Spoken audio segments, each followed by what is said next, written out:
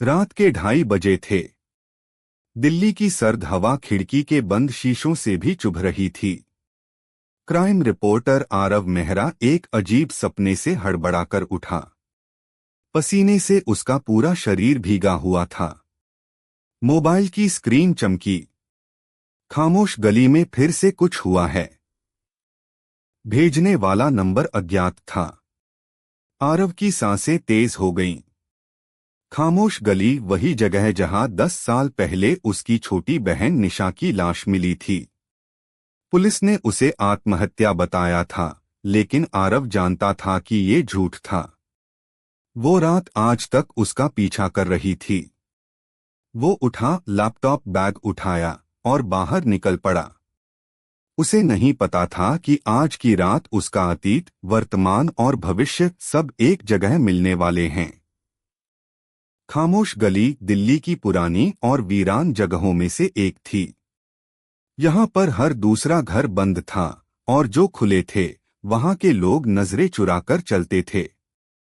जैसे ही आरव गली में पहुंचा, उसे एक फीकी बदबू आई, जैसे पुरानी किताबों, सीलन और खून की मिलीजुली गंध। हर तरफ सन्नाटा था, सिर्फ कुत्तों के भौंकने की आवाजें आ रही थीं। गली के आखिरी छोर पर एक टूटा हुआ मकान था, मकान नंबर 41। यही वो जगह थी जहां निशा की लाश मिली थी। वो धीरे धीरे दरवाजा खोलकर अंदर गया। कमरे के बीचों बीच एक जलती मोमबत्ती रखी थी। उसके पास एक चिट्ठी पड़ी थी। तुम्हें सब जानना है तो अतीत में लौटो। निशा की डायरी तुम्हारे जवाबों की कुंजी है। आरव के रोंगटे खड़े हो गए। उसे पता था निशा डायरी लिखा करती थी, लेकिन वो कभी मिली नहीं। अगले दिन आरव ने सिया रावत से मुलाकात की, एक समाजसेवी जिसने हाल ही में खामोश गली में एक एनजीओ खोला था। उसका मिशन था इस इलाके के बच्चों को पढ़ाना और महिलाओं को रोजगार देना। तुम्हें नहीं लगता ये जगह अजीब है? आरव ने पूछा। सिया कुछ पल चुप रही, फिर बोली, यहाँ के लोगों की आंखों में डर है।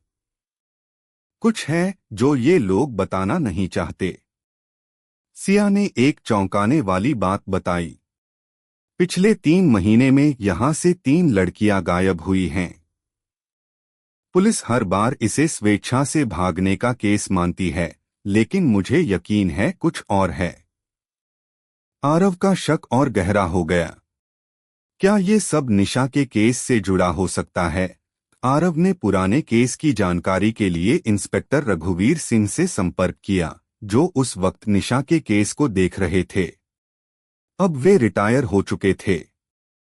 तुम्हारी बहन बहुत होशियार लड़की थी, रघुवीर ने कहा। तो फिर आपने केस क्यों बंद कर दिया? आरव ने गुस्से में पूछा। क्योंकि ऊपर से दबाव था, उन्होंने कहा, और क्योंकि उस गली में कोई ऐसा है जो पुलिस से भी ऊपर है। रघुवीर ने एक फाइल निकाली जिसमें 3 नाम थे। 1 विक्रम भाटिया, खामोश गली के जमींदारों में से एक। 2 स्वाति मेहरा, सामाजिक कार्यकर्ता, लेकिन अंधेरे में कुछ और। 3 डॉक्टर अजीम खान, एक मानसिक चिकित्सक जिनकी क्लिनिक अब बंद हो चुकी थी। इन तीनों का खामोश गली से पुराना रिश्ता है, रघुवीर ने कहा, और शायद निशा की मौत से भी सिया की मदद से आरव ने निशा का पुराना कमरा फिर से खंगालना शुरू किया। फर्श के नीचे एक लकड़ी का ढीला टुकड़ा मिला। उसे हटाने पर एक प्लास्टिक कवर में बंद डायरी मिली। डायरी में लिखा था, मुझे लगता है कोई मेरा पीछा कर रहा है। हर बार जब मैं सिया दीदी के एनजीओ से लौटती हूँ, वही परछाई दिखती है। डॉक्टर अजीम ने मुझे कहा कि ये मेरा भ्रम है, लेकिन मैं जानती हूँ कोई है। मैंने विक्रम अंकल को स्वाति मैम से किसी अजीब बात पर बहस करते सुना। वे बार बार दवा, लड़की और समझौता जैसे शब्दों का इस्तेमाल कर रहे थे। अगर मुझे कुछ हो जाए तो आरव को ये सब बताना। आरव की आंखों में आंसू आ गए। उसकी बहन सच बोल रही थी और सिस्टम ने उसकी आवाज दबा दी थी। आरव और सिया ने डॉक्टर अजीम की पुरानी क्लिनिक की तलाशी ली। वहां सब कुछ धूल में डूबा हुआ था, लेकिन एक अलमारी में कुछ मेडिकल रिकॉर्ड्स मिले। उनमें तीनों गायब लड़कियों के नाम दर्ज थे, जिनके नाम सार्वजनिक रूप से किसी भी रिपोर्ट में नहीं थे। एक फाइल के कोने में लिखा था, सब्सटेंस ट्रायल सीरीज एक्स। ये क्या है? सिया ने पूछा। कोई अवैध दवा, आरव ने कहा। शायद इन लड़कियों पर जबरदस्ती प्रयोग किए जा रहे थे। एक सीसीटीवी हार्ड ड्राइव भी मिली, जिसे जब आरव ने अपने लैपटॉप में प्लग किया तो जो देखा उससे उसकी रूह कांप गई। निशा सफेद गाउन में एक स्ट्रेचर पर बंधी हुई और उसके ऊपर झुका हुआ डॉक्टर अजीम सुई लेकर। अब मामला पूरी तरह खुल चुका था।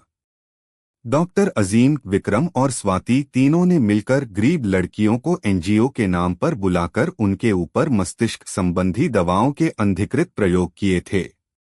निशा ने जब इस सच को जाना तो वो उन्हें ब्लैकमेल करने लगी। उस रात उसे मारकर उसकी लाश को आत्महत्या की शक्ल दे दी गई।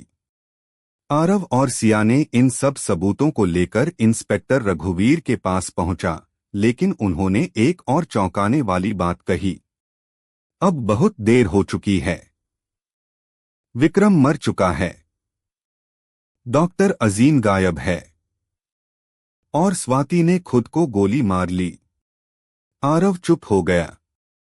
क्या यह सच था या कोई और इन सब को मार रहा था? रात के 2 बजे जब आरव अपने फ्लैट में रिपोर्ट लिख रहा था, अचानक लाइट चली गई। अंधेरे में एक परछाई उसके सामने आई। आरव, तुम्हें सच जानना है?